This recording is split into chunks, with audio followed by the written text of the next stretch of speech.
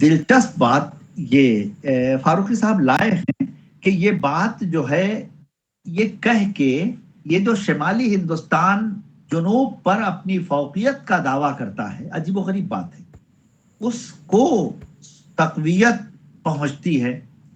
فاروقی کا اقتباس ایک اور سنیے۔ گزشتہ 250 برس کی اردو ادبی تاریخ نگاری اس ایک بات پر متفق ہے کہ ولی کے کارنامے کی وقت کو کم کر کے دکھایا جانا چاہیے، کیونکہ وہ شمال کے لیے غیر ملکی تھے، اور غیر ملکی ہی نہیں دکنی بھی تھے۔ دکنی ہو کر بھی انہوں نے دہلی والوں کو اردو شعرگوئی سکھائی۔ یہ بات دلی کے مرزایان کے لیے زہر سے بھی زیادہ کڑوی رہی ہوگی۔ یہ گھونٹ وہ پی تو گئے، لیکن اس کا ذائقہ اپنے ذہن سے محو کرنے میں انہوں نے پوری کوشش کی، اور وہ کوشش اب تک کامیاب رہی ہے۔ اچھا، اب اس ضمن میں فاروقی صاحب یہ جو اشعار ہم نے ابھی آپ کو سنائے تھے، ان اشعار کا تجزیہ کر کے بھی بتاتے ہیں کہ بہت زحمت کے ساتھ انہوں نے ان اشعار کو کہا ہے۔ خیر وہ قصہ تو الگ رہا۔ یہ جو ہے ہمارا ولی، یہ ولی اتباع کس کا کرتا ہے؟ آپ دیکھیں ساؤتھ میں ولی سے پہلے بہت سارے شعراء ہیں، اور بہت سارے شعراء ایسے ہیں جو ولی سے پہلے ہیں، اور ان کے نام بھی سب کو معلوم ہیں۔ ان میں شاکر ناجی، سوری، وہ نصرتی اور ابن نشاتی اور حسن شوقی اور اشرف ہیں یہ، لیکن ان کو اردو کے غزل کے معاشرے میں کلاسیکی شعراء کا مرتبہ حاصل نہیں ہے، بلکہ یہ دکن کے نمائندہ شعراء کہلائے۔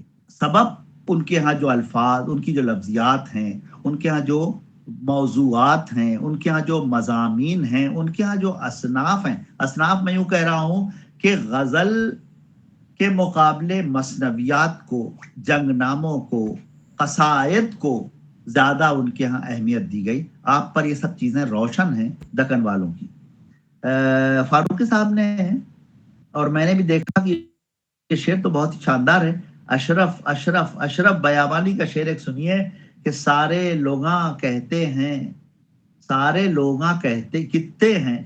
کتے کافتے یہ لکھا ہے اشرف کے شعر سن کر، سارے لوگاں کتے ہیں اشرف کے شعر سن کر، کیا پھر جیا ہے شوقی یاراں مگر دکن میں۔ یعنی حسن شوقی کو بعد کے تمام شعراء نے، اشرف بیابانی نے بھی اور ولی نے بھی اپنا پیشرو ہی نہیں مانا، اس کی خدمت میں خراج عقیدت بھی پیش کیا ہے۔ کہتا ہے کہ ہر جا ہے اگر جگ میں ولی، برجا ہے اگر جگ میں ولی، پھر کے دجے بار، یہ رکھ شوق میرے شعر کا شوقی حسن آوے۔ تو حسن شوقی کو خراج عقیدت وہ پیش کرتا ہے ولی، اور یعنی اپنے قدماء کو، اپنے پیش رووں کو پورا احترام بھی دیتا ہے۔ اس میں جو قابل احترام، جو قابل ذکر اور جو محترم ہیں ان کو خراج عقیدت بھی پیش کرتا ہے۔ مصحفی کا اقتباس سنیے۔ ایک دن حاتم نے اس فقیر، مصحفی بیان کرتے ہیں، سے بیان کیا کہ فردوس آرامگاہ کے سن دوم میں ولی کا دیوان شاہ جہان آباد آیا، اور ان کے اشعار چھوٹے بڑے کی زبان پر جاری ہو گئے۔ ہمارے جو تذکرہ نگار ہیں ان میں اکثر نے ولی کے بارے میں اپنے بزرگوں سے استفادہ کر کے ان کے بیانات لکھے ہیں۔ ولی کے عہد میں جب ولی یہاں تھے تو اس وقت شاہ گلشن کے مقابلے بڑے شعراء فارسی کے موجود تھے۔ مرزا عبد القادر بیدل موجود تھا، محمد افضل سرخوش موجود تھا، اور بیدل تو सबसे बड़ा शायर था شمالی ہندوستان کا، فارسی کا اپنے زمانے میں. تو اس طرح سے انہوں نے اس سلسلے کو بالکل اس خیال کو باطل قرار دیا ہے کہ افسانہ ہے، یہ نامناسب ہے. خیر، اب ہم ولی کے بارے میں آپ کی خدمت میں عرض کرتے ہیں کہ ولی اپنے اظہار کے سلسلے میں عجیب و غریب کمال کا حامل ہے. اس کی جو غزل گوئی ہے وہی سب سے زیادہ اہمیت کی حامل ہے. اب اس کے ہاں جو خوبیاں ہیں، اور یہ خوبیاں ولی کے یہاں اس اہتمام کے ساتھ ہیں، جیسے اس نے فارسی بحور کو اور فارسی ترکیب اور آہنگ کو اپنایا، لیکن ان میں جو اس نے ہندوستانیت کو آمیز کیا ہے وہ بھی ایسی کہ جیسے ذائقہ نہ خراب ہونے پائے. یہ کمال ہے اس کا. فارسی کی بحور اور علامات کو دکنی اردو کے مزاج میں ڈھالنے کا صحرا ولی کے سر ہے، اور اس توازن کے ساتھ کہ دکنیت کا غلبہ بھی نہ ہو اور فارسیت متاثر بھی نہ ہو. غزل کی روایت چونکہ وہ قائم کر رہا ہے، اس لیے اس نے اس کو اتنے سلیقے اور اتنے اہتمام سے کیا کہ مثال بن گیا، اور اسی لیے اسے کلاسیکی شاعر قرار دیا گیا. پہلا تصوف اور اخلاقیات کے مضامین بھی اس کیا ہیں اور نمایاں انداز میں ہیں، لیکن جو ولی کا سنجیدہ مطالعہ کرنے والے ہیں وہ اس کے ہاں سب سے عمدہ خوبی جو دیکھتے ہیں وہ یہی دیکھتے ہیں کہ تصوف اور اخلاقیات اور ان سے موضوع اور محبوب موضوع کے مطابق متعلقات حسن و عشق اور تغزل کے تمام معاملات اتنے توازن کے ساتھ ہیں کہ ان کا کچھ کہنا ہی نہیں. حسن پرستی نظر آتی ہے، لیکن حقیقی اور مجازی دونوں کا ایسا خوبصورت امتزاج ہے. اب ایک شعر میں پڑھتا ہوں جو آپ سب کے حافظے میں ہوگا، مجھے یقین ہے. شغل بہتر ہے عشق بازی کا، کیا حقیقی وہ کیا مجازی کا. یہ ولی کا شعر ہے جو اس کے اس توازن پر دال ہے. تغزل، شائستگی، برجستگی، آسان زبان، رواں اور عام فہم انداز، یہ ولی کی وہ امتیازی خوبیاں ہیں کہ جن پر آج تک لوگ اش کرتے ہیں اور سر دھنتے ہیں. میں نے گفتگو کے آغاز آزاد نے ایک بات کی ہے، اور وہ بات بہت اہتمام کے ساتھ دہرائی جاتی رہی بہت دنوں تک. فرماتے ہیں کہ یہ نظم اردو کی نسل کا آدم. اب یہ محمد حسین آزاد کا خاص انداز ہے، انشا پردازی والا.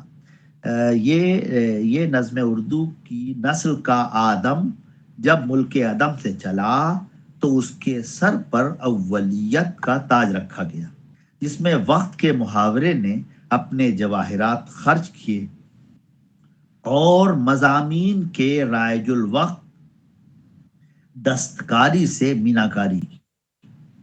اب یہ ایسا زبردست ہے کہ اب لوگ کہتے ہیں کہ اب یہ کیسے ہو گیا. تو اس سوال کا یا محمد حسین آزاد کے ان کلمات پر اعتراض کا جواب ایک یہ سمجھ میں آتا ہے کہ محمد حسین آزاد کے زمانے تک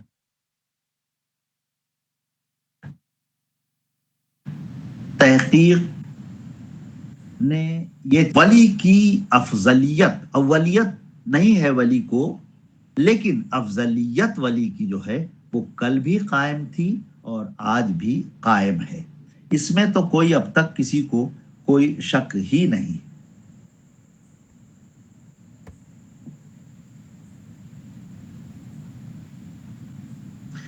اور ولی کی شاعری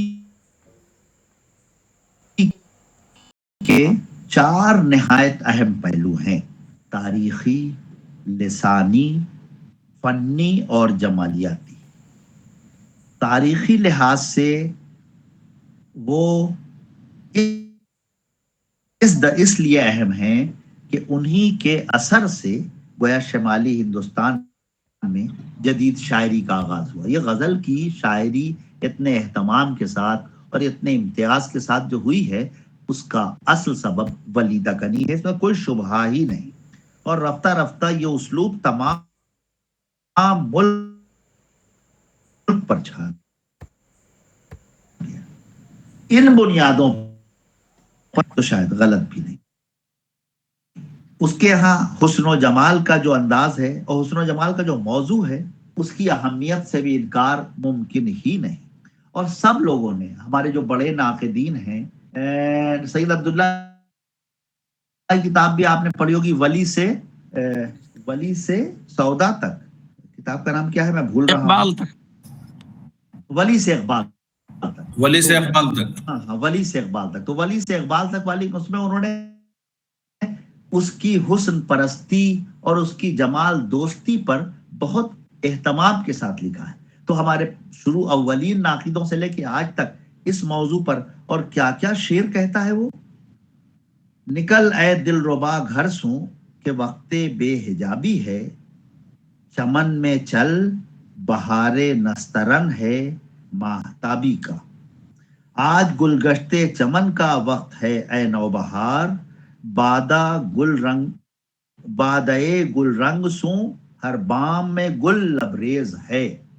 یا جس طرح کی تشبیہات، وہ میں بھولتا ہی نہیں ہوں کہ ولی، آپ کو بھی یاد ہوگا ضرور، یہ آپ کے حافظے میں شعر ہوگا کہ ولی اس گوہرے کانے حیا کی کیا کہوں خوبی، میرے گھر اس طرح آوے ہے جو سینے میں راز آوے۔ آپ تصور کریں یہ تشبیہ کتنی تازہ ہے، اور یہ تشبیہ کتنی ریئر ہے، اور یہ تشبیہ کتنی قدیم ہے۔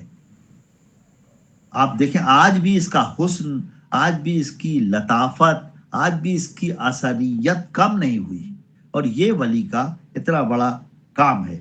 آہستہ آہستہ ردیف میں جو اس کی غزل ہے، اس غزل پر ہمارے ہاں سینکڑوں غزلیں کہی گئی، سینکڑوں۔ تمام جو ہمارے شعراء ہیں، ہم آپ کو، اور جو کہتا ہے وہ کچھ نہ کچھ کمال کرتا ہے۔ اور یہ کمال، بہت دلچسپ بات یہ ہے کہ اس کمال کی پیشین گوئی بھی ولی کر گیا ہے۔ ولی کا مشہور شعر ہے کہ راہ مضمون تازہ بند نہیں، راہ مضمون تازہ بند نہیں، تا قیامت کھلا ہے باب سخن۔ اب یہ تصور کریں آپ کی، یہ جو آہستہ آہستہ والی زمین ہے، اس زمین میں کیسے کیسے شعر کہہ گئے۔ سب سے جدید ترین شاعر ہیں الہ آباد کے سہیل احمد زیدی، شبخون میں خوب آپ نے ان کو پڑھا ہوگا۔ سہیل احمد زیدی کا ایک شعر ہے اسی زمین میں کہ ابھرتے قد پا رفتہ رفتہ پھر چہرہ ہوا روشن۔ آپ تصور کریں کس طرح سے ابھرتے قد پا رفتہ رفتہ پھر چہرہ ہوا روشن، سوا نیزے پایا آفتاب آہستہ آہستہ۔ یعنی ولی کے اس اتباع میں اور ولی کے بیان کی گویا تصدیق کر رہا ہے سہیل احمد زیدی کا یہ شعر۔ حسن اور خوبصورتی اور اس کے متعلقات کے جو شعری تجربات ہیں، ان کا بیان کرتے وقت یاس یا غم کا اظہار نہیں ہوتا، بلکہ ایک خاص قسم کی فرحت اور ایک انبساط کا اظہار ہوتا ہے۔ یہ بھی بہت کمال کی بات ہے، اور یہ ہمیں لگتا ہے کہ ہندوستان کا جو ہندوستانیت کا جو اثر ہے وہ اثر یہاں ولی کے یہاں کام آتا ہے کہ ان کو اللہ جمیل و یحب الجمال والی صورتحال، اللہ حسین ہے اور حسن کا منبع اور مخرج ہے، اور جتنی چیزیں ہیں وہ سب حسین ہیں اسی سبب سے۔ ان کی نظر زندگی اور کائنات کے تاریک پہلوؤں کو نہیں دیکھتی، وہ صرف روشن پہلوؤں کا نظارہ کرتے ہیں، جہاں خوشی، جہاں امید، جہاں مسرت، جہاں خوبصورتی کی عجیب عجیب عجیب عجیب انداز، اس کے عجیب عجیب مظاہر نظر آتے ہیں۔ اچھا، پھر لفظیات اور پھر وہ جو استعارات ہیں وہ سب وہی والے استعمال کرتے ہیں جو فارسی، جو بقول شخص سے جس کا مشورہ ان کو دیا گیا تھا کہ اب ان کے یہ اشعار ہم اگر آپ کو سناویں، دو شعر اور دیکھیے۔ صنم تجھ دیدہ دل میں گزر کر، صنم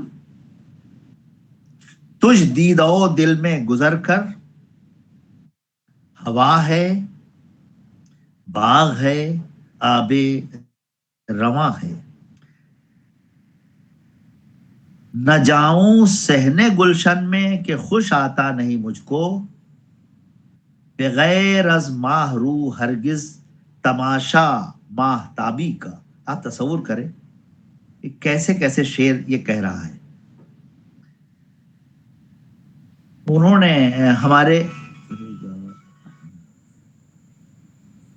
سید عبداللہ نے اسی اظہار کو جو ان کے ہاں ہے، جو معاملات عشق کے بجائے احساسات حسن کا بیان ہے، اس کو عراقی طرز کہا ہے۔ اور کیسے کیسے شعر، ان کا اقتباس سن لیجیے۔ سید عبداللہ کہتے ہیں ولی نے فکر کی گتھیاں نہیں سلجھائیں، انہوں نے چاند کی چاندنی اور آفتاب کی حسرت انگیز دھوپ،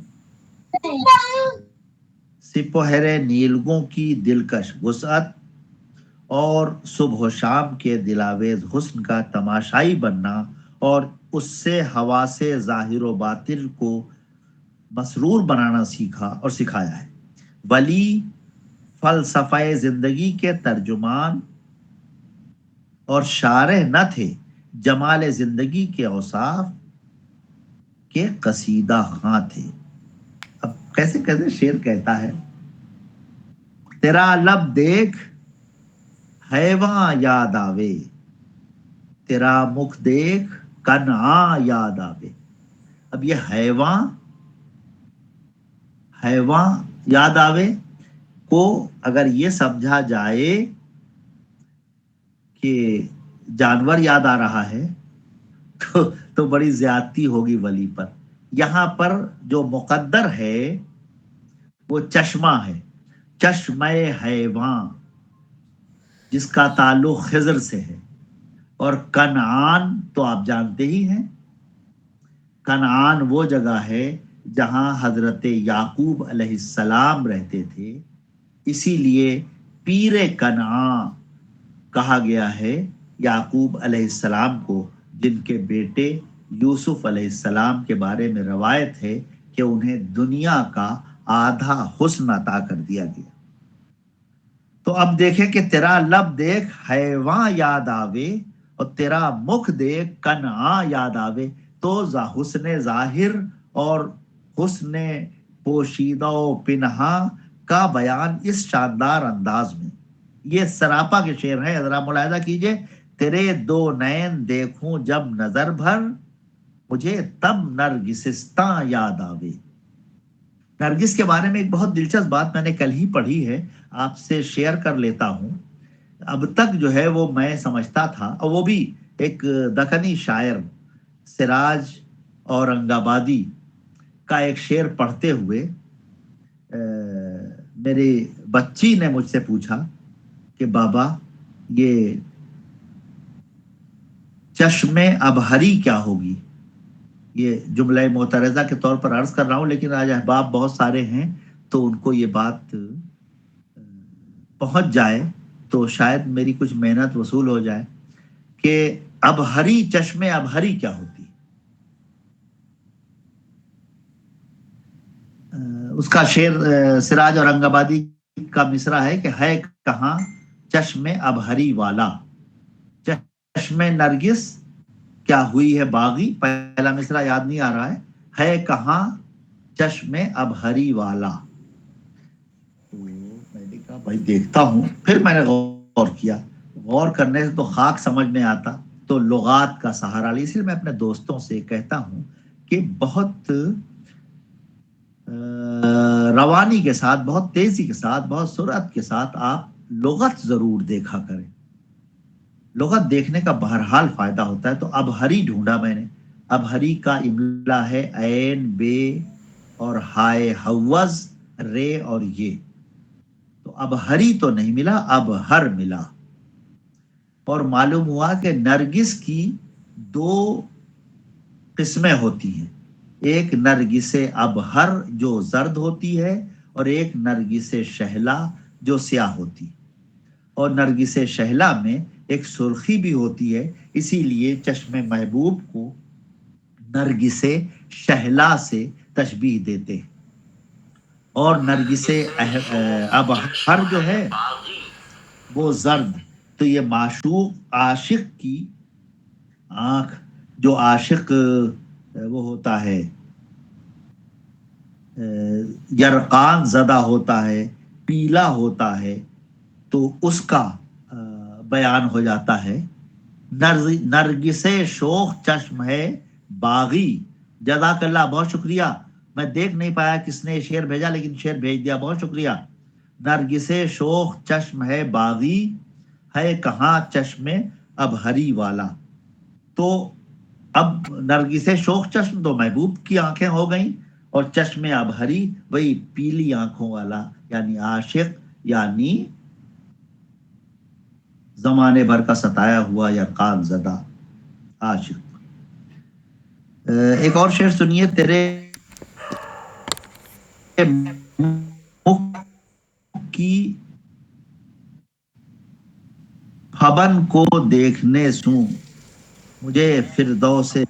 وہ نازنی ادا میں یہ غلی غزل بھی خوب پڑھی گئی ہے، اور ہمارے یہاں یونیورسٹی کے نصاب میں ہے، جس کا ایک شعر ہم آپ کو سناتے ہیں کہ وہ نازنی ادا میں اعجاز ہے سراپا، خوبی میں گل رخاں سو ممتاز ہے سراپا.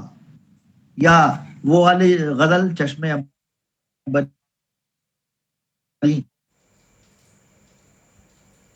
کی ادا، چشم ہے چشم سرمگی کی ادا.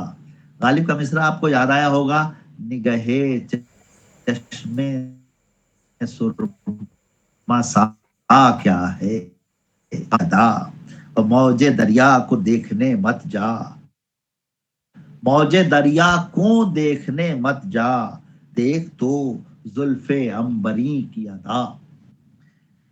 یہ جو بیان ہے کہ مستقل اس کا اتباع صدیوں سے ہو رہا ہے، اور یہی ولی کا سب سے بڑا کارنامہ ہے. اس کے ہاں جو تصور محبوب ہے وہ بھی بہت عمدہ ہے. اچھا، تصور محبوب میں جو اس نے طریقہ اپنایا ہے، اب آپ دیکھیں کہ اس میں خالص ہندوستانیت جو ہے کس طرح نظر آتی ہے، کہ وہ پیتم، ساجن اور مرگ نین اور من موہن، یہ اصطلاحات جو ہیں وہ محبوب کے لیے استعمال کرتا ہے. اب اس میں جو ہندی شاعری کا جو انداز ہے، یعنی اس میں اظہار عشق عورت کی طرف سے ہوتا ہے اور محبوب مرد ہوتا ہے.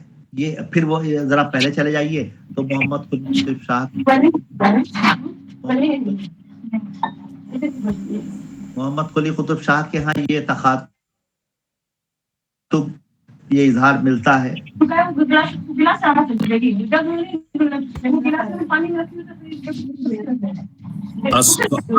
اسفا زینب اپنا مائک آف کیجیے. اسفا زینب اپنا مائک آف کیجیے. تو جی یہ سر کنٹینیو صورتحال کیجیے. جو ہے یہ ایک الگ ذائقے سے اردو شاعری کو متعارف کراتی ہے. ایک مضمون ہے وزیر آغا کا، وزیر اعلیٰ کا مضمون ہے اردو غزل میں محبوب کا تبدیل ہوتا ہوا تصور. تو وہ مضمون ہم آپ سے گزارش کرتے ہیں کہ آپ ضرور اگر ابھی تک نہیں پڑھا ہو تو پڑھ لیجئے گا. اس مضمون میں انہوں نے یہی بتایا ہے کہ ہمارے یہاں جو محبوب ہے اس کا تصور کیا ہے. باقاعدہ اب یہ منموہن اور مرگ نین اور لالن اور وغیرہ وغیرہ پیتم یہ کہا جا رہا ساجن، تو یہ تو باقاعدہ مرد ہے نا. لیکن اس کے فوراً بعد شمالی ہندوستان میں جو صورتحال آتی ہے اس میں اظہار عشق بھی مرد کی طرف سے ہو رہا ہے اور معشوق بھی نو خطا ہے یا وہ ہے کہ لڑکا ہے، مطلب معشوق. اور اس کی مثال فارسی شاعری کی روایت سے تو اس کی مثالیں دنیا بھر کی دی جا سکتی ہیں.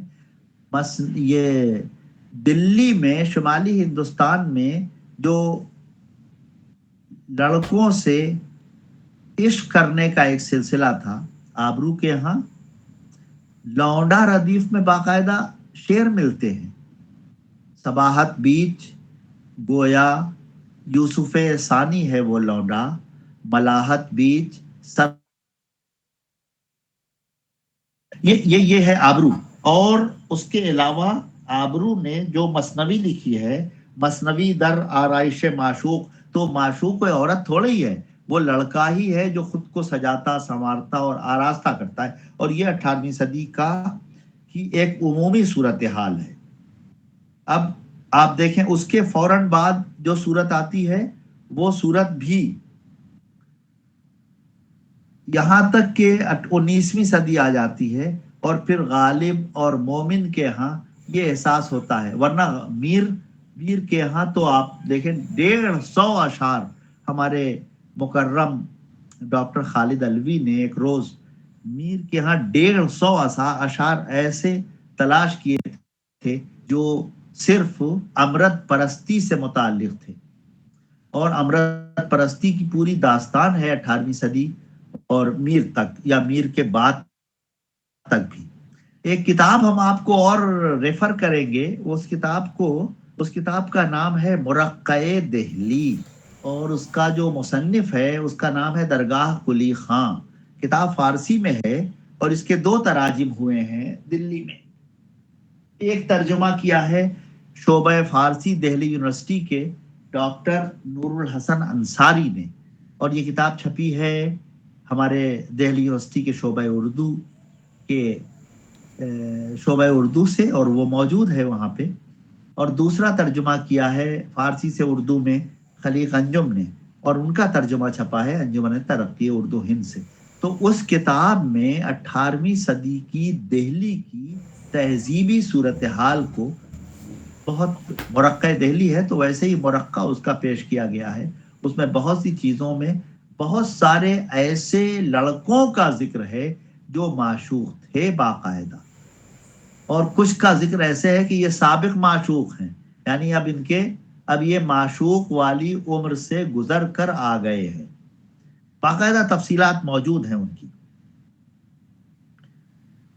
خیر، تو ولی کا ذکر ہم لوگ کر رہے تھے. ولی کے کچھ استعارات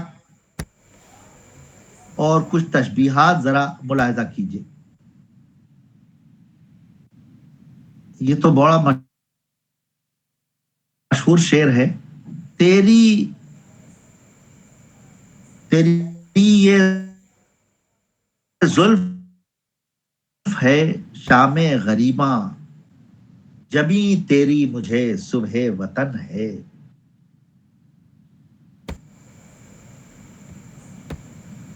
مسند گل منزل شبنم ہوئی، بڑا مشہور شعر ہے یہ. میں نے کوشش کی ہے کہ آپ کی خدمت میں وہ اشعار پیش کروں جو عام طور پر نہیں پڑھے جاتے ہیں. یہ شعر تو خیر بہت مشہور ہے. مسند گل منزل شبنم ہوئی، دیکھ رتبہ دیدے بیدار کا، یا وہ والی غزل کہ زلف تیری ہے لہر جمنا کی، اور تل جوں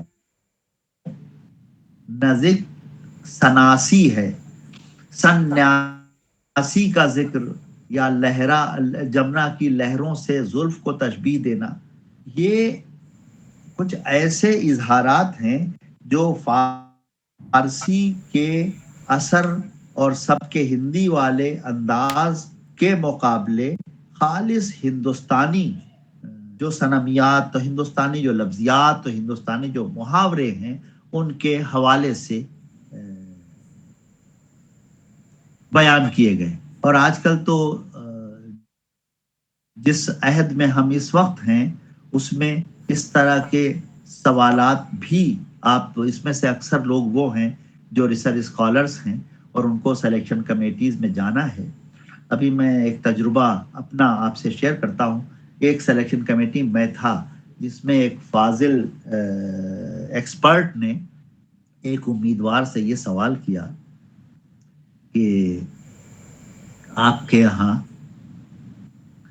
اردو شاعری میں باہر کے حوالے اور باہر کی چیزیں بہت ہیں، ہندوستان کم نظر آتا ہے۔ تو وہ جو طالب علم تھی بیچاری، اس نے بتایا کہ اس سوال کو اس نے یوں لیا کہ آپ کے یہاں جو ہے وہ مغرب، اس نے سمجھا کہ مغرب کے اثر کی بات ہو رہی۔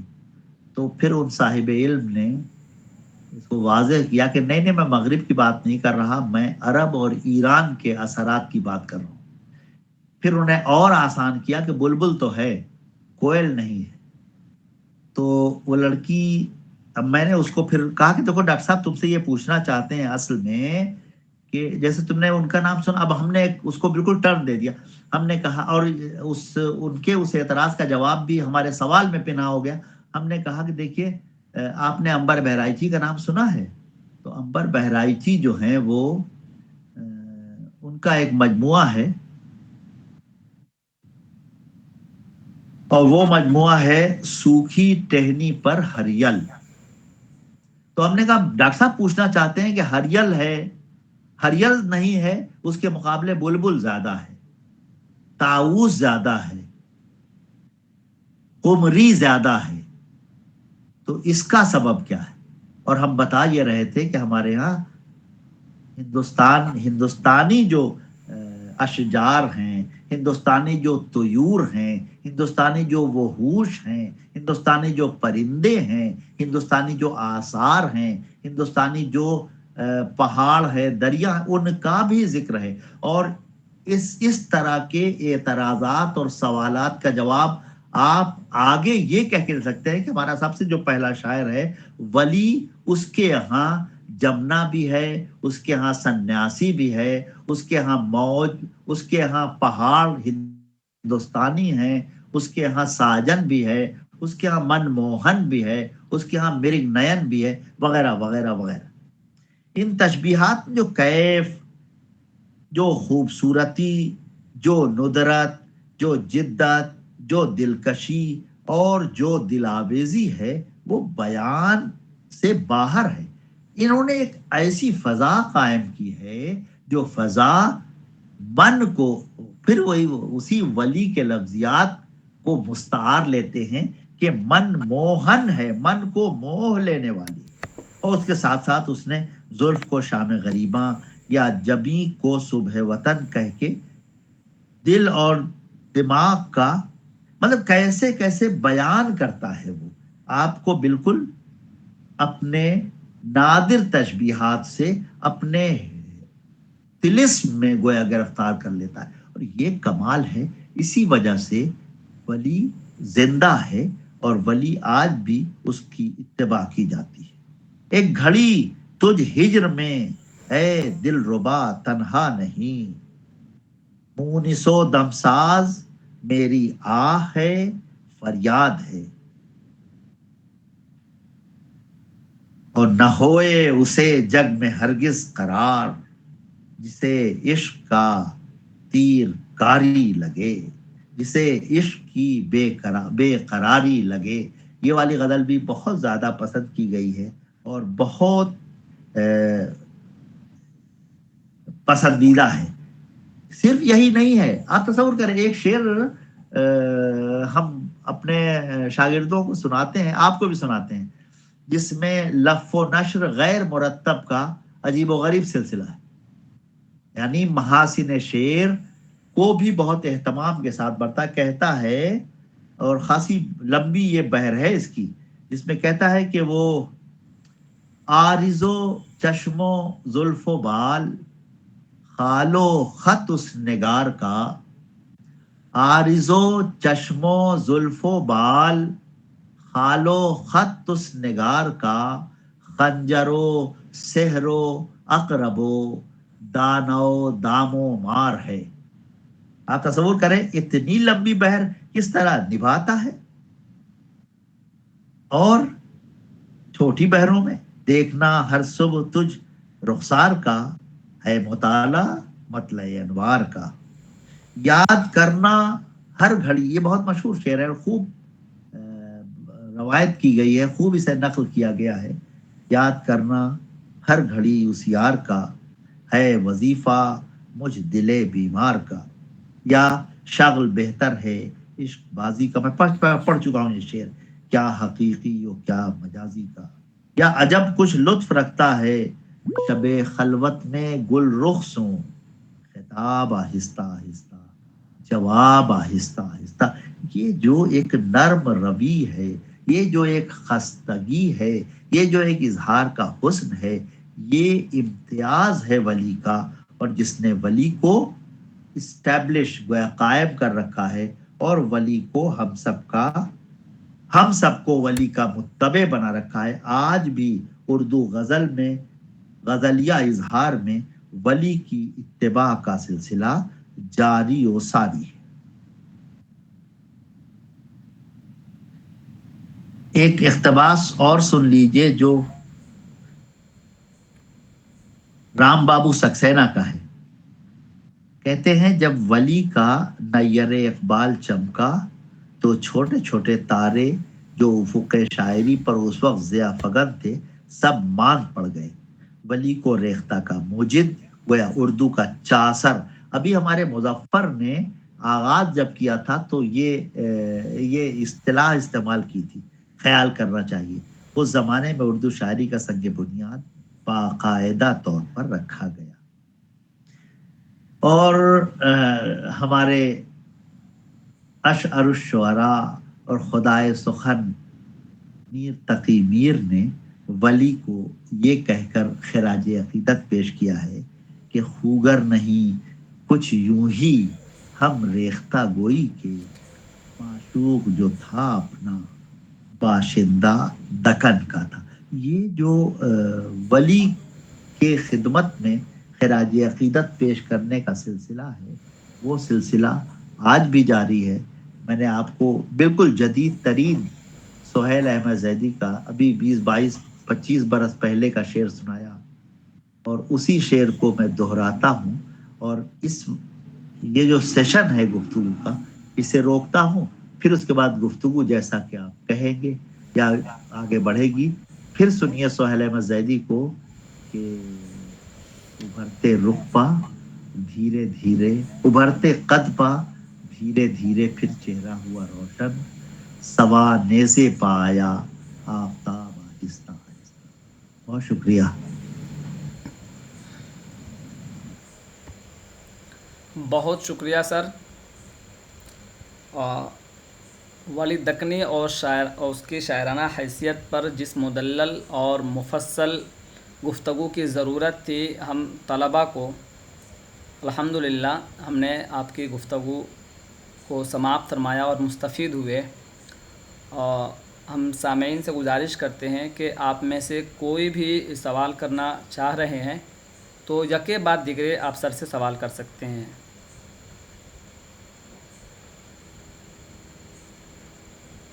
इस मौजू के ताल्लुक़ से अगर कुछ समझना हो तो सर से आप यके बाद दिगरे सवाल कर सकते हैं।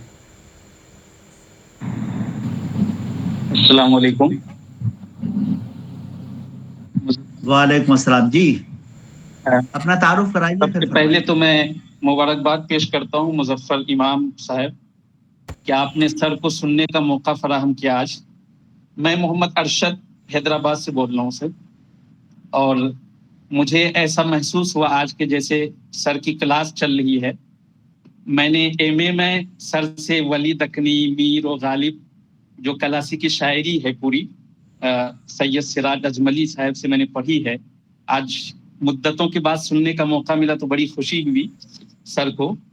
اور ابھی سر نے جو ایک بات کہی تھی کہ کل ایک کسی پروگرام میں ایک صاحب نے عدل کو عدل پڑھ دیا تو سر کا کنٹرول کر لیے ہوں گے، ورنہ کلاس کی یہ حالت ہوتی تھی کہ تلفظ کی اگر کوئی غلطی کرے یا شعر کی ادائیگی میں کوئی ذرا سی بھی مسٹیک ہو تو سر کلاس سے باہر کر دیا کرتے تھے. مطلب اتنی سخت سر کی کلاس ہوتی تھی، لیکن بڑی دلچسپ ہوتی تھی کہ کوئی بھی اسٹوڈنٹ، سر بھی تائید کریں گے میری بات کی، غیر حاضر نہیں ہوتا تھا جب آپ ولی کو پڑھایا کرتے تھے اور میر کو پڑھایا کرتے تھے.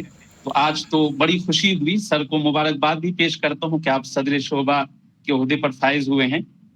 اور میں مظفر سے بھی درخواست کروں گا کہ ایسے پروگرام کریں تو سر کو ضرور دعوت دیں. اور بطور خاص غزل کی تشریحات کے حوالے سے 1 گھنٹے بہت کم ہے سر کے لیے، اور ابھی دیکھیں کہ 67 لوگ ابھی تک جڑے ہوئے ہیں. یہ سر کی محبت میں اور سننے کے لیے بہت بہت شکریہ اور بڑی خوشی ہوئی. سوالات کچھ نہیں بچے ہیں چونکہ اتنی مفصل اور گفتگو ہوئی سر کی. بہت شکریہ. یہی بات کچھ ہے.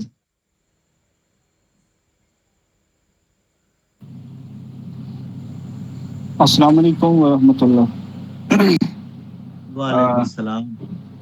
اس سے قبل کہ اپنا 1-2 سوال آپ کی خدمت میں پیش کروں، میں اردو دنیا کا، مظفر بھائی کا اور ان کے استاد محترم کا بے حد مشکور ہوں کہ انہوں نے ہمیں یہ موقع فراہم کیا کہ آج ہم سر کا خطاب سن سکیں اور ولی دکنی کے حوالے سے جتنے بھی اشکال ہیں یا جتنے بھی سوالات ہمارے ذہن میں رہتے ہیں یا جو بھی معاملات ان کو سمجھنے کی کس طرح ولی کو سمجھا جائے یا ولی کے کلام میں کون کون سی چیزیں یا کس طرح کی توجیحات ہو سکتی ہے ولی کو سمجھنے کے لیے. بہرحال بہت شکریہ.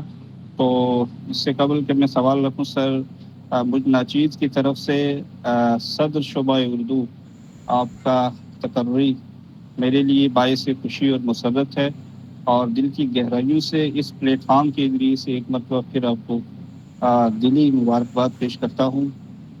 اور شکریہ. یقیناً جیسے بھائی نے پہلے بتایا تو ہمیں بھی یہ اعزاز حاصل ہے اور یہ خوشبختی ہے ہماری کہ ہم آپ کے شاگرد ہیں، شاگرد رہے ہیں اور انشاءاللہ شاگرد رہیں گے بھی. تو شاعری کے حوالے سے سر آپ کا یقیناً ایک بہت بڑا نام ہے کہ شاعری کو سمجھنے کا ہم طلباء کے ذہنوں میں کس طرح شاعری کو سمجھا جائے یا شاعری کو کیسے سمجھا جانا چاہیے. تو بہرحال کلاس کے اس ہمے کے دوران مختصر سا جتنا بھی ہمیں وقت ملا ساری چیزیں کوشش کی سمجھنے کی. بہرحال شاعری ایک بہت بڑا میدان ہے تو یقیناً آپ سے وقتاً فوقتاً سمجھنے کی کوشش کریں گے. سر میرا ایک چھوٹا سا سوال یہ ہے کہ 2 سوال ویسے میں کرنا چاہوں گا بھائی وقت کے. ایک تو سر یہ بتا دیجئے گا کہ ہم ولی دکنی کو کس طرح پڑھیں اور کس دائرے کے تحت رہ کر کے ولی کو پڑھا جانا چاہیے تاکہ ہم ولی کو سمجھنے میں کسی حد تک کامیاب ہو سکیں. اور دوسری بات سر یہ سوال ہے کہ جہاں آج کے دور میں جدیدیت اور مابعد جدیدیت خیر اور باقی ساری چیزیں موجود ہیں، بلکہ جدیدیت سے بھی آگے چیزیں جو ہے وہ گزر چکی ہیں. آج کی تاریخ میں، آج کے دور میں اگر ہم ولی کی معنویت کو دیکھنا چاہیں کہ آج کے دور میں ولی کی کیا معنویت ہے یا ولی کس مقام تک ہیں یا ولی کی ضرورت آج کی تاریخ میں یا آج کے عہد میں ولی کو کیوں پڑھا جانا چاہیے یا ولی کیوں ضروری ہے ہمارے لیے جہاں بہت ساری چیزیں بہت آگے جا چکی ہیں. تو اس عہد میں ولی ہمارے لیے کتنا ضروری ہے، اردو ادب کے لیے یا اردو والوں کے لیے؟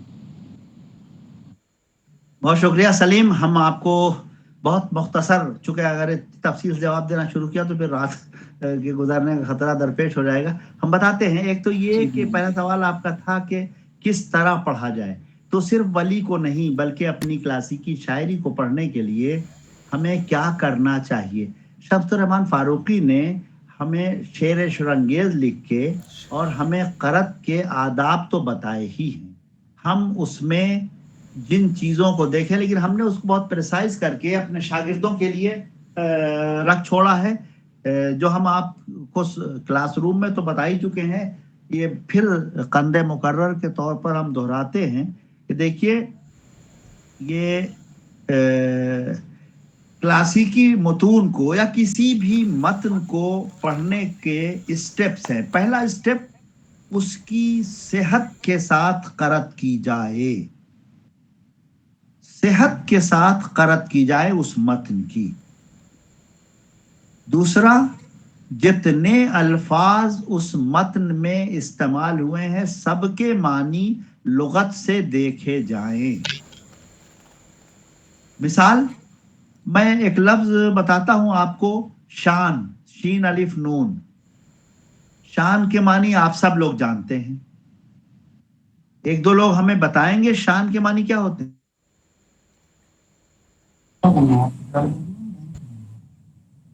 پیشانی سر. شان کے معنی پیشانی. شان شوکت والے معنی کے علاوہ کوئی معنی آپ جانتے ہو تو بتائیے. شان شوکت والے معنی کے علاوہ کوئی معنی کوئی جانتا ہو تو بتائے ہاتھ اٹھا کے. شاید مجھے جہاں تک یاد آ رہا ہے قدر و منزلت کے معنی میں بھی. ہاں ٹھیک ہے، یہ تو اسی کا وہی ہوا. اس کے علاوہ کوئی معنی میرے خیال میں کسی کو وقار، ٹھیک ہے یہ بھی صحیح ہے. کندھا سر. جی وہ شانہ ہے، وہ شانہ ہے، شان نہیں. تو چلیے شان کے معنی، شان کے معنی سر کام کے بھی آتے ہیں اور تیزی کے معنی بھی آتے ہیں. چلیے تسلیم، اس کے علاوہ کوئی معنی؟ سر توقیر کے بھی آتے ہیں. بالکل صحیح. اس کے علاوہ کوئی معنی؟ جی اس کے معنی کئی ہیں، جیسے رونق ہے، فطرت ہے، مزاج ہے، محل اور دیگر بھی معنی ہیں. تسلیم انداز. اس کے علاوہ کوئی معنی؟ ایک معنی جو ہم آپ سے جاننا چاہتے ہیں. میرے خیال میں ایک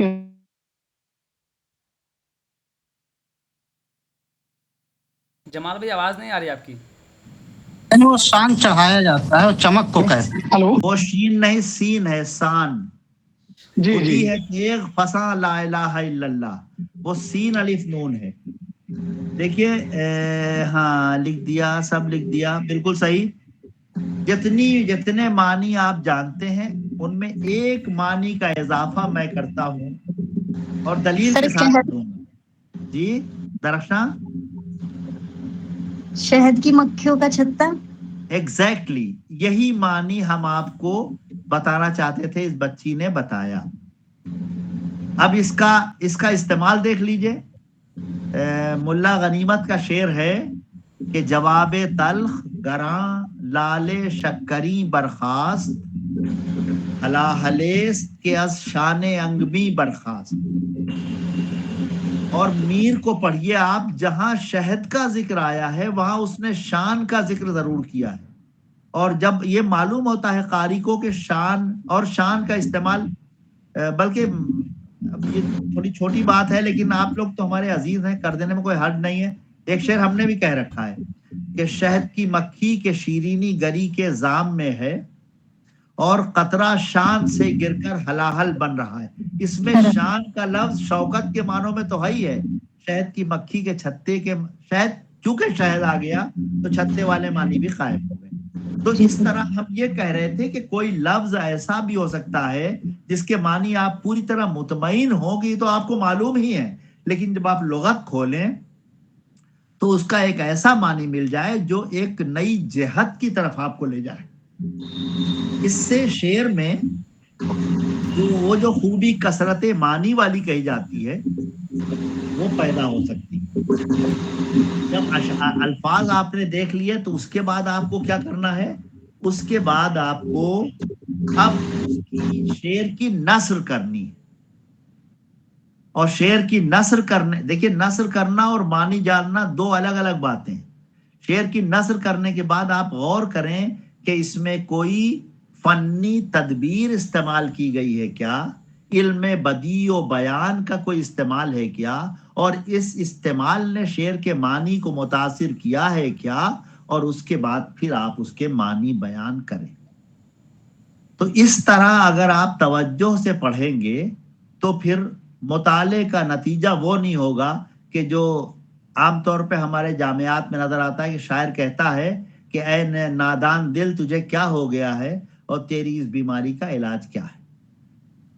یہ ہائی اسکول کے بچوں کو بیان کرنے دیجئے، لیکن آپ جو ریسرچر ہیں وہ ذرا توجہ کریں گے تو پھر آپ کو نتائج نسبتاً بہتر نظر آئیں گے۔ ایک بات ہوئی، آپ نے کہا کہ آج ریلیونس کیا ہے مابعد جدید اور جدید دور میں ولی کا، اور کیوں ہم اس کا مطالعہ کریں۔ تو دیکھیے، ہم اگر اپنے اسلاف کو اور اپنے قدماء کو اور اپنے اکابر کو یاد نہیں کریں گے اور ان کی خدمات یاد نہیں کریں گے، یا اپنی تہذیب کی بنیادوں کو سے رابطہ نہیں رکھیں گے، تو ہم بے جڑ کے پودے ہو جائیں گے۔ آپ دیکھیں، ایک تہذیب مغربی تہذیب کہی جاتی ہے، ایک تہذیب برطانوی تہذیب ہے اور ایک تہذیب امریکی تہذیب ہے۔ دونوں میں کیا فرق ہے؟ برطانوی تہذیب جو ہے اس کی جڑیں اس کے ماضی میں بہت گہری ہیں، اور امریکہ کا کوئی ماضی ہی نہیں۔ تو پھر دونوں کا فرق نمایاں ہے۔ وقت کم ہے، اس لیے میرے خیال میں اتنی بات مطمئن کرنے کے لیے کافی ہے۔ باقی غور کریں آپ، اللہ آپ کو سلامت رکھے، پھر اور باتیں ہوں گی آگے مظفر کی طرف۔ بہت شکریہ، بہت شکریہ۔ میرے خیال سے سامعین ان سوالوں سے مستفید ہو رہے ہیں اور اکتفا کرنا چاہیے سوال کا سلسلے کو۔ اب میں آخر میں اس پروگرام کے سرپرست اور بالخصوص میرے سرپرست جناب پروفیسر محمد زاہد الحق صاحب کو دعوت دوں گا کہ سر اس پروگرام کے تعلق سے اظہار خیال فرمائیں۔ استاد محترم پروفیسر سراج اجملی صاحب اور آج کی اس بزم میں شریک تمام دوست احباب، تمام معززین، سراج اجملی صاحب کو میں استاد محترم کہہ رہا ہوں تو اس کا مطلب واضح بھی کروں کہ بچے بہت سارے یہاں ہیں کلاس میں، کہ میں علی گڑھ مسلم یونیورسٹی کا طالب علم تھا۔ ان دنوں سراج سر دلی یونیورسٹی میں تھے، اور جب میں علی گڑھ مسلم یونیورسٹی سے نکل کر JNU پہنچ گیا تو تب سراج سر علی گڑھ مسلم یونیورسٹی آ گئے بحیثیت استاد۔ ان سے کلاس روم میں پڑھنے کا موقع تو نہیں ملا، مگر میری یہ خوش قسمتی ہے، خوش نصیبی ہے کہ سراج سر کے کئی سارے دوست میرے کلاس روم کے ٹیچر رہے ہیں، انہوں نے مجھے پڑھایا ہے اور ان سے میں نے فیض حاصل کیا ہے، اور براہ راست سراج سر سے بھی کچھ نہ کچھ فیض حاصل کرنے کا موقع ملا، اور وہ سلسلہ بدستور جاری ہے۔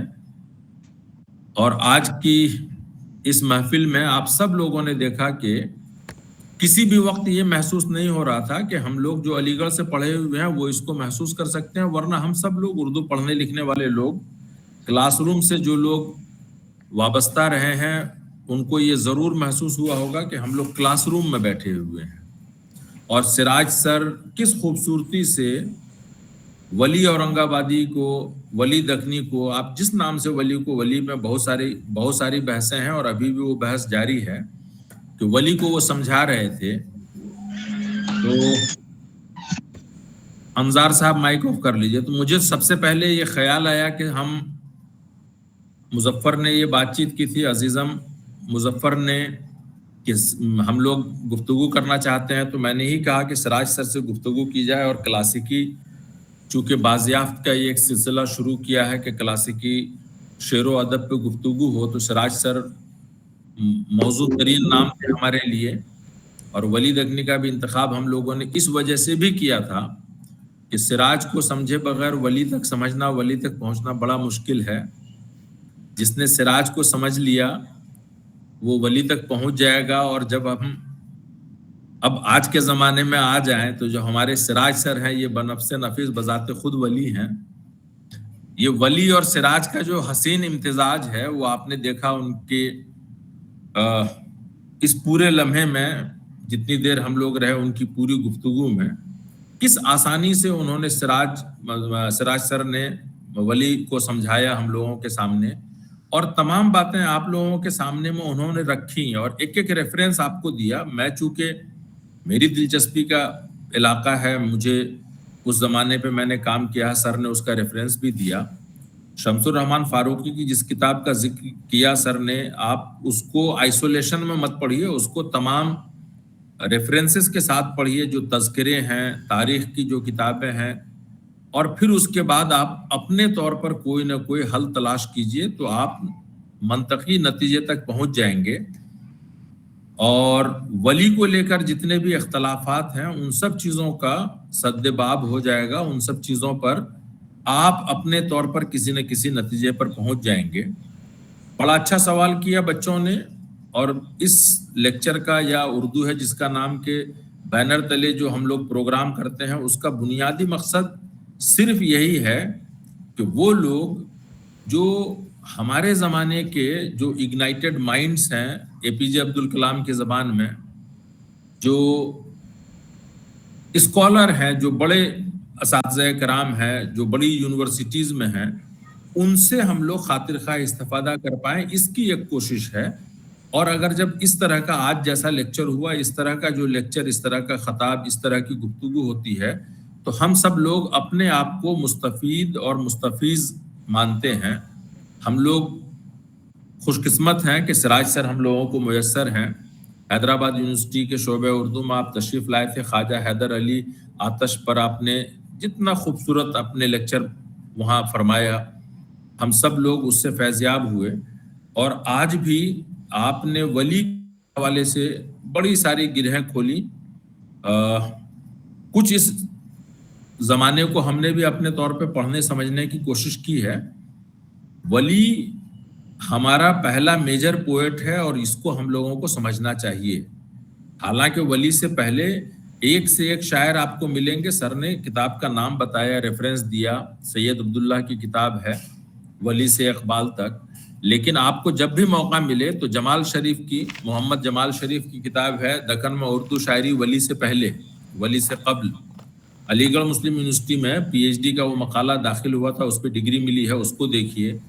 یا اسلم مرزا کی کتاب ہے دکن دیس کی پیشرو غزلیں، تو آپ کو اندازہ ہوگا کہ غزل کی شاعری ہو رہی تھی، غزل کے لوگ تھے، غزل کہنے والے لوگ ہیں، لیکن آخر کوئی تو بات ہوگی کہ ولی ہمارا پہلا میجر پوئٹ ہے، عظیم شاعر ہے، بڑا شاعر ہے۔ اور ولی نے جو نشانات طے کیے، ولی نے جو کارہائے نمایاں انجام دیے، وہ ان تمام چیزوں کے اثرات تقریباً 100 سال تک آگے ہم اردو شاعری کے حوالے سے دیکھتے ہیں، اور ولی کو اس ریفرنس پہ ہم لوگ پڑھتے ہیں، اور ولی کو ویسے ہی پڑھنا چاہیے۔ سر نے کئی سارے موضوعات کے حوالے سے ولی کی نشاندہی کی، ولی کے اشعار آپ کے سامنے رکھے، اور ولی کو ہم لوگوں کو اسی طرح سے رک کے ٹھہر کے پڑھنے اور سمجھنے کی ضرورت ہے۔ ہاں، ایک چیز کی طرف میں ضرور اشارہ کرنا چاہتا ہوں کہ ایک زمانے میں شمالی ہندوستان میں تقریباً تمام اردو ڈپارٹمنٹس میں دکنی جاننے والے لوگ ہوتے تھے، اور وہ دکن کے شاعروں کو بہت توجہ سے پڑھاتے تھے۔ اب دھیرے دھیرے ویسے لوگ کم ہوتے گئے ہیں۔ میں تو اپنے آپ کو خوش نصیب مانتا ہوں کہ علی گڑھ میں ہم کو ویسے اساتذہ کرام ملے کہ جنہوں نے دکنی کے اشعار کو، دکنی غزلوں کو، دکن کے شاعروں کو اس قدر توڑ توڑ کے پڑھایا کہ چیزیں ذہن پر نقش ہو گئیں۔ کیتا اپس کو ناز ہور چھند میں پوانگی ایسا کی، تو گل سناتی ہے منجے پر منج گلے لاتی نہیں۔ اب یہ میم نون جیم وہ منج ہے، منج ہے، منج ہے، اس کے کیا معنی ہے؟ یا ولی کا وہی شعر کہ جو مکھیاں منہ آتا ہے خواب آہستہ آہستہ آہستہ آہستہ، وہ پوری غزل اس کو پڑھیے کہ اس سے آپ کو اندازہ ہوگا۔ اور ولی نے بھی اس طرح کے الفاظ خوب استعمال کیے ہیں قاعدے سے۔ ہم لوگ شمالی ہندوستان کے لوگ جب دکن میں جاتے ہیں، دکن کے لوگوں سے، وہاں کے الفاظ سے، وہاں کی زبان سے جب واسطہ پڑتا ہے تو بہت ساری نئی پرتیں ہمارے سامنے آتی ہیں، ہم نئی چیزوں سے واقف ہوتے ہیں۔ تب وہاں پر ولی کا یا قلی قطب شاہ کا، سراج اورنگابادی کا، اور اس میں بھی جب آپ حیدرآباد سے نکل کر تھوڑا گلبرگہ، تھوڑا بیدر اور تھوڑا اورنگ آباد کی طرف جائیں گے تو دکن کا اوریجنل ٹیسٹ آپ کو ملے گا، پتہ چلے گا. اور وہاں جو موضوعات ہیں، جو لفظیات ہیں، جن چیزوں کی طرف سراج سر نے اشارہ کیا، ان تمام چیزوں کو پیش نظر رکھ کے جب ولی کو پڑھیں گے تو آپ کو اندازہ ہوگا، آپ خود مان لیں گے کہ آنے والے زمانے میں سراج اورنگ آبادی ہوں، داؤد اورنگ آبادی، عشق اورنگ آبادی، یا جب شمالی ہندوستان میں امیر خان انجام، مرزا عبد القادر بیدل وغیرہ کے بعد، خان آرزو کے بعد جو آبرو، حاتم، فائز، ناجی، مضمون، خیال، یکرنگ، مظہر جانے جانا، تاباں، بیان، حزیں، فغاں وغیرہ کی شاعری ہوئی، یا پھر آنے والے زمانے میں جس طرح سے میر، سودا، درد، سوز، قائم، حسرت وغیرہ اور مصفی وغیرہ کی جو شاعری ہوئی، ان سب پر ولی کے اثرات ہیں. اور ایک شاعر کے جب اتنے اثرات اور کئی الگ الگ طرح کی شاعری میں اور تقریباً 100 سال تک، اگلی 1 صدی تک جب اثرات نظر آتے ہیں تو ہم کو 21ویں صدی میں ہمارے اس شاعر کو ٹھہر کے، رک کے بہت دھیان سے پڑھنے کی ضرورت پڑتی ہے، تاکہ جو گزشتہ سے پیوستہ ہے وہ راز تمام ہمارے سامنے کھل کے آ سکے. اور سراج سر نے ایک دم آسان زبان میں آپ کی، ہماری سمجھ کے مطابق، ایسا لگ رہا تھا جیسے بی اے کی کلاس، ایم اے کی کلاس میں پڑھاتے ہیں، اس طرح سے انہوں نے چیزوں کو ہمارے سامنے کھول کے رکھا اور ایک ایک بات سمجھ میں آنے لگی. اور انہوں نے ویسے ہی اشعار کا انتخاب بھی کیا. وہ تمام اشعار جو ایک دم زبان زد ہیں، انہی اشعار کو انہوں نے آپ کے سامنے پیش کیا اور ولی کی تمام عظمتوں کا آپ کو، ہم کو معترف کیا.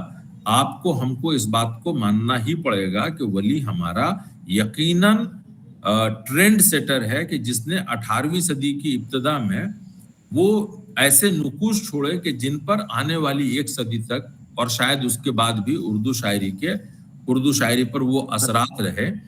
ایسا دلچسپ موضوع، اور اس کو جب اتنا آسان کر کے پیش کیا جائے تو میں سمجھتا ہوں کہ ہمارے لوگوں کے لیے، ہم لوگوں کے لیے، نئے لوگوں کے لیے، نئے بچوں کے لیے یہی بڑا کارنامہ ہے، یہی بڑا کام ہے. اور ایسا موقع میسر کرنے کے لیے، ایسا موقع فراہم کرنے کے لیے عزیزم مظفر امام اور ان کے تمام دوستوں کا میں ذاتی طور پر بہت شکر گزار ہوں کہ اسی بہانے کم از کم غالب کی زبان میں، کہ اب جو ہے کوسوں دور رہ کے بزبان قلم وہ ملاقات ہوتی رہتی ہے. تو اب یہاں جو ہے نا ویڈیو کی معرفت سے ملاقات ہوتی ہے، اور ہجر میں وصال کے ہم لوگ مزے لیا کر رہے ہیں. کم از کم اسی بہانے سراج سر کو ایک مرتبہ دیکھنے کا، اور وہ بھی اس زمانے میں کہ جب علی گڑھ مسلم یونیورسٹی میں آپ صدر شعبہ اردو ہو گئے ہیں، صدر شعبہ ہیں، اور اتنی مصروفیت ہے، اس کے بعد آپ نے وقت نکالا اور ہم سب لوگوں کو اپنے اتنے خوبصورت خطاب سے، اپنی ایسی گفتگو سے آپ نے فیضیاب کیا. اس کے لیے سراج اجملی سر کا بھی بہت شکریہ. کسی بچے نے یا کسی اسٹوڈنٹ نے سوال پوچھا سلیکشن کمیٹیوں یا انٹرویو کے حوالے سے، اگر ہم سے پوچھا جائے کہ عرب و عجم کے اثرات کے باوجود اردو غزل کو خالص ہندوستانی کیوں مانا جائے، تو اس کا سب سے جامع اور مختصر جواب کیا ہونا چاہیے؟ آپ کو اگر موقع ملے تو یہ سیلف پروپیگیشن نہیں ہے، موقع ملے تو میری کتاب 18ویں صدی میں اردو غزل کا نظام، اس کو پڑھ لیجئے. دیوان شاکر ناجی دیکھ لیجئے، بیگم افتخار صدیقی نے اس کو مرتب کیا ہے. پروفیسر محمد حسن نے دیوان آبرو کیا ہے، وہ دیکھ لیجئے. اور میر و سودا کا دور ثناء الحق کی کتاب ہے آپ کو، اور ایسی بہت ساری کتابیں ہیں 18ویں صدی کی شاعری کے حوالے سے، نظیر کی شاعری کے حوالے سے، کہ آپ ان سب چیزوں کو پڑھ لیجئے. میں کتابوں کا نام بتا رہا ہوں. وزیر آغا کی کتاب اردو شاعری کا مزاج دیکھ لیجئے، اس میں آپ کو پتہ چلے گا کہ اثرات کیا ہیں. یہ بالکل صحیح ہے، فارسی شاعری سے ہم نے بہت ساری چیزیں اخذ و اختیار کی تھی، لیکن ہم نے اس میں ہندوستان کی بہت ساری چیزوں کو شامل کیا، اور وہ سلسلہ آج کا 20ویں اور 21ویں صدی کا نہیں ہے، وہ اسی 15ویں 16ویں 17ویں 18ویں صدی کا ہے. اگر آپ کو 18ویں صدی میں پنگھٹ نامہ، بھنگیڑن نامہ، آگے چلنے کے بعد نظیر کے یہاں آدمی نامہ، بنجارہ نامہ، روٹی نامہ یا روٹیاں نام سے جو نظم ہے، اور ایسی بہت ساری چیزیں آپ کو ملتی ہیں. یا مثال کے طور پر جعفر زٹلی کی پوری شاعری دیکھ لیجئے، تو وہاں پر آپ کو جس طرح کی چیزیں ہیں، جو الفاظ ہیں، لفظیات ہے، ڈکشن ہے، موضوع ہے، اس میں تشبیہات اور استعارات ہیں، علامتیں ہیں، وہ سب چیزیں تقریباً ہندوستانی ہیں. ہندوستان کی چیزوں کو خوب لوگوں نے لکھا ہے، سیلیبریٹ کیا ہے. ہاں یہ بھی صحیح ہے کہ کوہ دماوند بھی ہمارے یہاں ہے، یوسف زلیخا بھی ہے، لیلا مجنو اور شیریں فرہاد بھی ہیں، لیکن ہندوستان کی بہت ساری چیزیں ہیں. ہندوستانیت ہمارے یہاں کوٹ کوٹ کے شاعری میں بالخصوص بھری ہوئی ہے، نثر میں تو ہے ہی. تو اس کا سیدھا سا یہ جواب ہے کہ آپ 18ویں صدی کی چیزوں کو دیکھ لیجئے، آپ کو تمام چیزیں سمجھ میں آ جائیں گی. قلی قطب شاہ کے زمانے کو، دکن کی چیزوں کو اگر آپ پڑھ سکتے ہیں تو نصرتی، ملا وجہی، غواسی وغیرہ جیسے لوگوں کو یا ابن نشاطی کو پڑھ لیجئے تو آپ کو اندازہ ہو جائے گا کہ ہندوستان اور ہندوستان کی چیزیں ہمارے یہاں خوب اچھے سے پیش کی گئی ہیں. اس پر ہم لوگ پھر آگے بھی بات کر سکتے ہیں، لیکن آج کا جو موضوع ہے، جو سراج سر نے بے حد خوبصورتی سے ولی دکنی کے ساتھ آج انصاف کیا، ولی دکنی کو سمجھایا ہے، ہم اس خصوصی خطاب کے لیے سراج سر کے بے حد ممنون ہیں، ان کے شکر گزار ہیں، اور مظفر امام اور ان کے تمام دوستوں کے بھی ممنون ہے کہ انہوں نے یہ موقع عنایت فرمایا. اور انشاءاللہ پھر کسی اور موقع پہ ملاقات ہوگی. مظفر امام بہت بہت شکریہ. بہت شکریہ سر. میں پروگرام کے اختتام کا اعلان کروں اور کلمات تشکر پیش کروں اس سے پہلے میرے استاد، میرے شعبے کو استاد جناب رئیس احمد فراہی صاحب کا استقبال ہے. شکریہ ہے کہ سر آپ نے شرکت کی. اسی طرح ڈاکٹر افشا بانو بھی شریک ہیں، شاید پٹنہ سے ہیں، آپ کا بھی استقبال ہے. اب میں شاید نہیں، کنفرم ہے، پٹنہ یونیورسٹی کے شعبہ اردو میں استاد ہیں. جی سر شکریہ، ان کا بھی استقبال ہے. شکر گزار ہوں میں ان کا کہ انہوں نے اپنا قیمتی وقت دیا. اب آخر میں اس پروگرام، یہ ایک منٹ مظفر ایک منٹ، یہ زرین عالیہ کہاں سے ہیں ذرا سا لکھ دیجیے آپ، میں بتاتا ہوں کتاب کہاں. جی سر، زرین عالیہ میرے سے کنٹیکٹ میں ہے، میں ان کو کتاب کا نام بتا دوں گا. نہیں کتاب کا نام تو بتا دوں گا، یہ کہاں سے ہیں، جگہ کا نام بتا دیجیے صرف. یہ جھارکھنڈ سے ہیں سر. ہاں تو یہ جھارکھنڈ سے ہیں، تو ان کو تھوڑی سی محنت کرنی پڑے گی. غالباً پٹنہ آنے پہ ان کو سب کتاب مل جائے گی، دلی میں یہ سب کتابیں مل جائیں گی. میں نے جن کا ذکر کیا ہے، رانچی میں بھی کچھ کتاب کی دکانیں تھیں، 1-2 دکان ہند پیڑھی کے پاس میں، وہاں یہ سب کتاب مل سکتی ہے. رانچی میں اگر نہ ملے ان کیس، تو پٹنہ میں اور دلی میں تو سب کتاب مل جائے گی. بہتر سر. اس پروگرام کے اختتام پر کلمات تشکر پیش کرنے کے لیے میں جس طالبہ کا نام لینا چاہوں گا، میں یہ کہوں گا دوسری زبان میں کہ میری محنت کی کمائی ہے، آپ کے سامنے میں پیش کرتا ہوں سشما راجپوت کو، کہ آپ آئیں اور کلمات تشکر پیش کریں. آداب. معزز مہمان خصوصی، محترم اساتذہ کرام اور اس نشست سے جڑے بزم سامعین کا شکریہ. کلاس کی شاعری سیریز کی پہلی نشست، جس میں امیر خسرو کی شخصیت اور ان کی شاعرانہ خصوصیات بیان کی گئی تھی، اور آج کی یہ دوسری نشست اس شخصیت سے متعلق ہے جسے اردو کا چاثر کہا جاتا ہے. ان ادبی پروگرامز کے لیے سب سے پہلے میں اس پروگرام کے روح رواں استاد محترم جناب مظفر امام صاحب کا شکریہ ادا کرنا چاہتی ہوں، جن کی کوششوں کا ثمرہ ہے کہ ہمارے درمیان کلاس کی متون کی افہام و تفہیم کرنے والے اساتذہ کرام کو آن لائن پلیٹ فارم کے ذریعے براہ راست استفادہ کا موقع فراہم کیا. اس کے بعد میں اس پروگرام کے مہمان خصوصی علی گڑھ مسلم یونیورسٹی کے صدر شعبہ اردو پروفیسر سید سراج الدین اجملی صاحب کا تہ دل سے شکر گزار ہوں اور میں مبارکباد پیش کرنا چاہتی ہوں. آپ نے اپنی تمام مصروفیات کے باوجود اپنا قیمتی وقت ہمارے لیے نکالا. آپ نے ولی دکنی کے بارے میں جو عالمانہ گفتگو کی، وہ ہم طلبہ و طلبات کے لیے مستقبل میں بہت کارآمد و مفید ثابت ہوں گی اور آنے والے وقت میں مشعل راہ کا کام کریں گی. آپ لفظوں کو اس طرح برتتے ہیں کہ ہر مصرع ایک نیا زاویہ پیش کرتا ہے اور زندگی کی مختلف پرتیں کھلتی چلی جاتی ہیں. اس کے بعد میں اس نشست کے سرپرست ہمارے استاد محترم جناب پروفیسر محمد زاہد الحق صاحب کا میں تہ دل سے ممنون و مشکور ہوں کہ آپ نے اس پروگرام کو کامیاب بنانے میں بھرپور تعاون کیا. یہ ان کی مسلسل کاوشوں کا نتیجہ ہے کہ इस तरह के क्लास की प्रोग्राम्स को सुनने का मौका मिला। मैं आखिर में आप तमाम सामाइन और उर्दू अदब के शायकीन का शुक्रिया अदा करती हूँ कि उन्होंने इस प्रोग्राम को सुना और इस महफिल को रौनक बख्शी और इसे आखिरी मरहले तक पहुंचाने में दिल जमी का सबूत पेश किया। वक्त की नजाकत को मद्देनजर रखते हुए मैं अपनी बात इस शेर के साथ खत्म करना चाहती हूँ।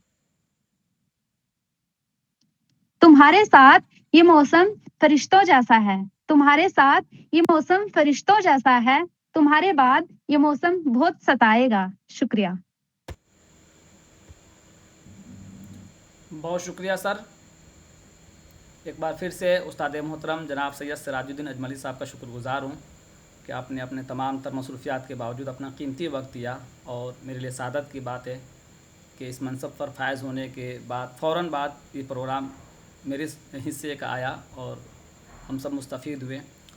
और इस प्रोग्राम को आगे बढ़ाने में इंशाअल्लाह हम आपसे मशवरा लेते रहेंगे, और सर से हम उम्मीद ज़ाहिर करते हैं कि आइंदा किसी मौजू पर हमें ज़रूरत पड़ेगी तो सर अपना कीमती वक्त देंगे इंशाअल्लाह। इंशाअल्लाह।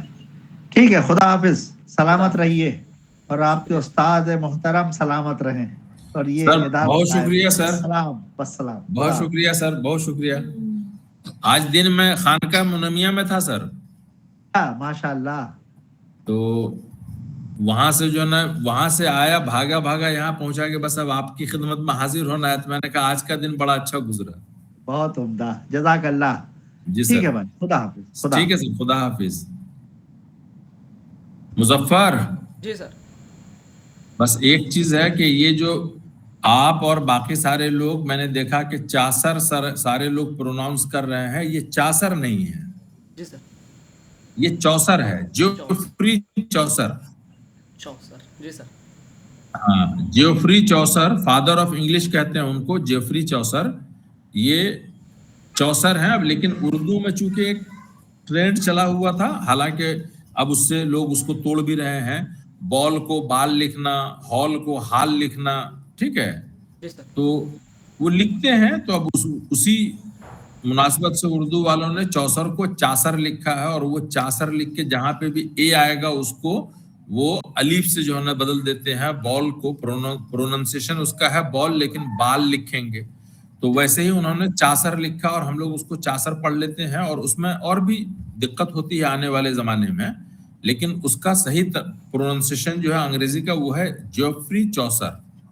जियोफ्री चौसर, विलियम लैंगलैंड, ये लोग एक जमाने में कंटेम्पररी थे, और वो फादर ऑफ इंग्लिश लिटरेचर उन्हीं को कहते हैं, जियोफ्री चौसर को। ठीक है जी सर, उसका ध्यान रखना चाहिए। जी। बाकी प्रोग्राम तो बहुत अच्छा हुआ, तकरीबन 70 लोग थे आज। शुरू में 80 किसी भी, कुछ हाँ 80 लोग के करीब थे, घटते घटते भी 70 लोग के करीब तो हर वक्त रहे। जी ठीक है जी सर, चलिए, बहुत अच्छा है, थैंक यू, बहुत बहुत शुक्रिया आप लोगों का। जी सर जरा सी जहमत देना चाहूंगा, जैसे आपने चौसर के हवाले से कहा, तो और भी बहुत सी जो अल्फाज हैं, जैसे कॉन्फ्रेंस है अंग्रेजी में, उर्दू में अलिफ के साथ लिखा जाता है, और ऐसे ही हॉल का आपने किया, डॉक्टर है, तो उर्दू में जब बोलेंगे सर तो कैसा, डॉक्टर या डॉक्टर कुछ लोग इसको बोलते हैं, या कॉन्फ्रेंस है इसको अलिफ के साथ कुछ लोग ये करते हैं, तो क्या बेहतर ज्यादा रहता है? देखिए इसमें जो लोग रशीद हसन खान को पढ़े हैं, जो रशीद हसन खान स्कूल को मानते हैं, वो सीधा सीधा सा है, और तकाजा भी यही है। यही बात हम लोगों को हमारे असातिज़ा कराम ने बताई कि जो लफ्ज जिस जबान का है उसका असल रूट देखना चाहिए, और वो जैसे प्रोनाउंस करते हैं उसको हम लोगों को वैसे ही प्रोनाउंस करना चाहिए। लेकिन उर्दू के साथ में मसला है कि उर्दू में अल्फाज जो हैं वो अरबी, फारसी, तुर्की और दूसरी जबानों के, संस्कृत के असल अल्फाज हैं, और हम उनको उनके एतबार से नहीं निभाते हैं, बल्कि हम उसको मुअर्रद कर लेते हैं, उसको उर्दुआ देते हैं, उसको उर्दू बना लेते हैं। उसमें जो है ना बहुत बहस भी है, और उसकी बड़ी अच्छी अच्छी मिसालें भी हैं। और इसी तरह से हम लोग मुफर्रस और मुअर्रब भी बनाते हैं। ہم لوگ فارسی کے الفاظ کو الفاظ کو فارسی کے طور پر کر لیتے ہیں، عربی کے طور پر کر لیتے ہیں، حالانکہ عربی اور فارسی کا قاعدہ کچھ اور کہتا ہے. لیکن فارسی اور عربی کا اس کے لیے مثال یہ ہے کہ خواجہ حیدر علی آتش کو کسی نے کہا کہ آپ بیگم لفظ استعمال کرتے ہیں، لیکن یہ لفظ اصلاً ترکی زبان کا ہے اور وہ بیگم ہے وہاں اس کا تلفظ. تو بیگم ہے تو انہوں نے کہا کہ ہاں ہم ہندوستان میں رہتے ہیں تو ہم بیگم بولتے ہیں، جب ترکی جائیں گے تو بیگم بولیں گے. لیکن جو لفظ ہے ایک سامنے کا لفظ ہے، ہم لوگ بولتے ہیں بابر. بابر ایک مضمون آپ لوگوں کو مل جائے گا مقالات نجیب اشرف ندوی، غالباً دیکھیے وہ کتاب میں اپنے سامنے رکھے ہوا ہوں، سید نجیب اشرف ندوی احوال و آثار. یہ لفظ مجھے بھی پہلی مرتبہ میں نے جب سنا تھا تو مجھے بھی بڑی حیرانی ہوئی.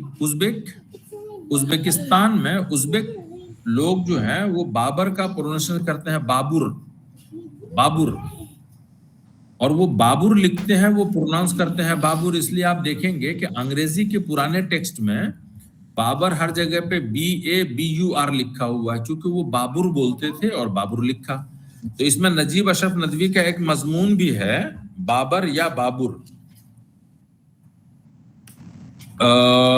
یہ مضمون ہے، موقع ملے تو اس کو ضرور دیکھیے گا. یہ دیکھیے میں دکھاتا ہوں، شاید بابر یا بابر. جی سر. نجیب اشرف ندوی کا یہ مضمون ہے، موقع ملے تو اس کو پڑھیے گا.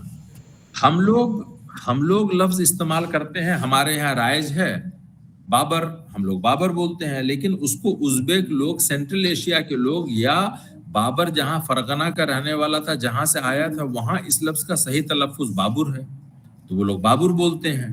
تو ہم کو یہ دیکھنا چاہیے کہ روٹ کیا ہے. اب رہ گئی بات انگریزی سے.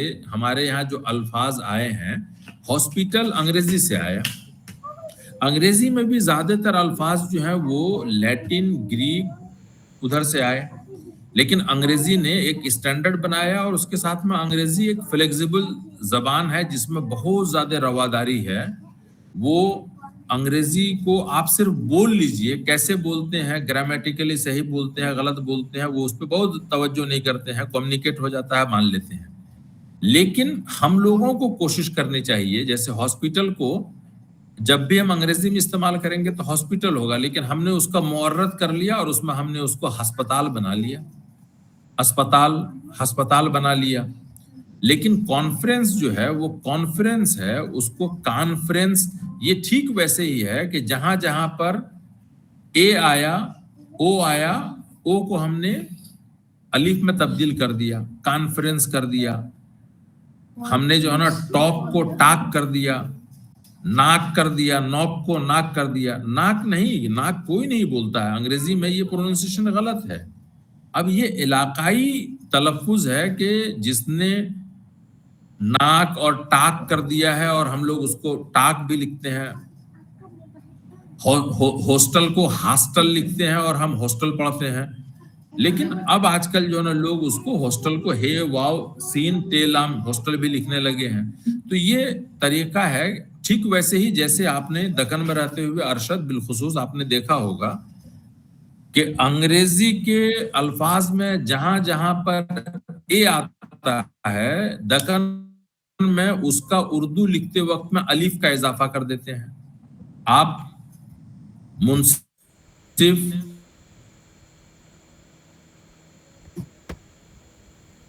کے پڑھیے، وہاں پہ آپ دیکھیں گے ریلی کو ریالی لکھا ہوا، ریلی کو ریالی، گیلیکسی کو گیا لیکسی.